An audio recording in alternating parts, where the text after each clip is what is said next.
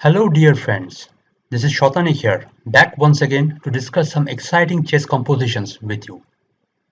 The problem you see on your screens, it was shared in the morning as today's position of the day, is by a very special figure in the world of problem chess.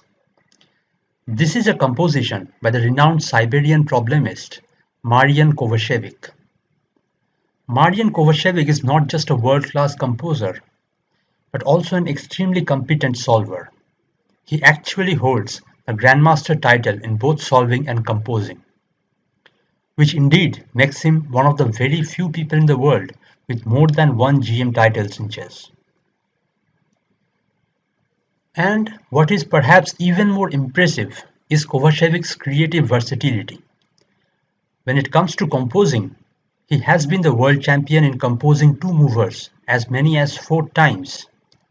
Yet he feels equally at home when working with studies, more movers, helpmates, selfmates, you name it. And he is even not afraid to venture out from time to time in the weird world of fairy problems. So back to today's problem. This is absolutely world-class stuff by a world-class man. What we see here is a more mover that Kovacevic had composed for the 7th World Chess Composing Tourney, and which deservingly won the 21st place there. It is white to move and mate in 5 in this position.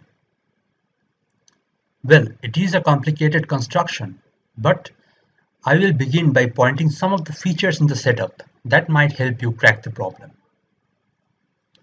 Okay, so first things first, observe that white could simply deliver knight into e5 checkmate here, if only this e5 square wasn't guarded by this rook on h5. But this already gives you a basic mating idea. You'd want to decoy this knight on g7 to f5, interfere with this rook, and then play knight into e5 checkmate. Keeping this in mind might prove useful later. Okay, the other important thing that I would like to warn you about is that your hand will almost want to make the move bishop to a5 here. The idea is after bishop to a5, b2 to b3 checkmate looks unstoppable. But you have to be careful. This move bishop to a5 is perhaps the worst move to play in the position because it simply allows b7 b5, and it is white who is checkmated in this position. So you have to be careful about that. But I will tell you this, that ideas of bishop to a5 followed by b3, or in the reverse order, b3 followed by bishop to a5, will play a very important role in the solution. I will give that to you as a hint. Okay, so now it is over to you. If you are seeing this for the first time, feel free to pause the video and give it a nice think.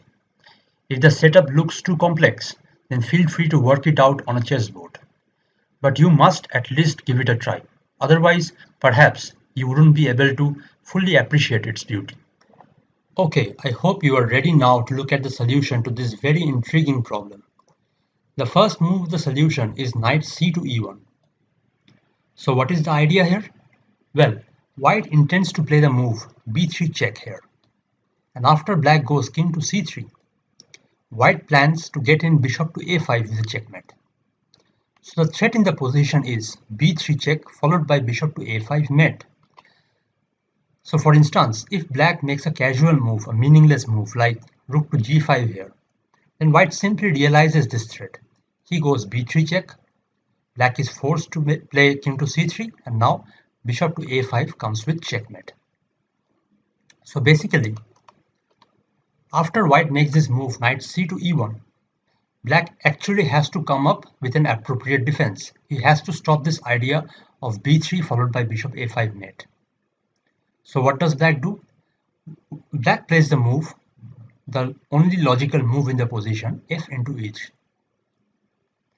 Observe that now this d4 square is guarded only once by this bishop on b6. So naturally, now the idea of b3 check followed by bishop to a5 doesn't lead to any checkmate, because This king on c4 finds an escape on d4. So basically white has to play a new move here. What does white play? Well, white goes knight to b4 now. This is an interesting move and it introduces a new threat in the position. The threat now is bishop to d3 mate. Black plays bishop h7. He has to stop bishop d3 mate. And now white plays knight b to c2. Observe this interesting maneuver with the knights. The threat in the position now is knight into e3.